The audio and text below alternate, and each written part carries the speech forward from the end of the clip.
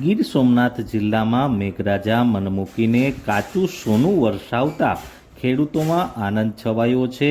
આજે વહેલી સવારથી જ જિલ્લાના તાલાળા અને વેરાવળ તાલુકાના ગ્રામ્ય વિસ્તારોમાં ખેડૂતો દ્વારા મગફળીની વાવણીના શ્રી ગણેશ કરવામાં આવ્યા છે। સારા વરસાદના પગલે વાવણી લાયક વરસાદ નોંધાયો છે અને ખેડૂતોને વાવણી સાથે આશા છે કે આ વર્ષ ચોમાસું ખૂબ જ સારું રહેશે અને ગીર પંથકમાં પુષ્કળ પ્રમાણમાં મગફળીનું ઉત્પાદન થશે। આમ જોતા ગુજરાત રાજ્ય હવામાન વિભાગ દ્વારા આગાહી કરવામાં આવી હતી અને આગાહીના ભાગરૂપે કાલે તાલાળા તાલુકો અને વેરાવળ તાલુકાના ઘણા ગ્રામ્ય વિસ્તારમાં એક સારો એવો વાવણી લાયક વરસાદ પડ્યો છે।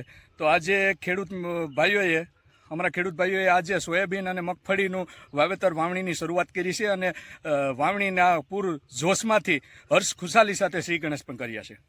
રાકેશ આહિર, દિવ્ય ભાસ્કર, ગીર સોમનાથ।